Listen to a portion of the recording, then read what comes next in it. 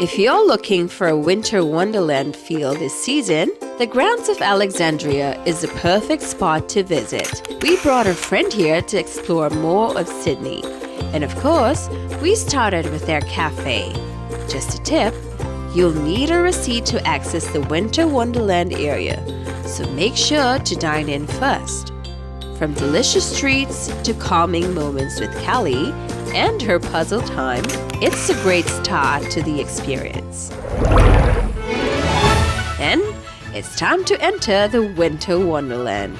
It was packed, but with a little patience, we found great photo spots.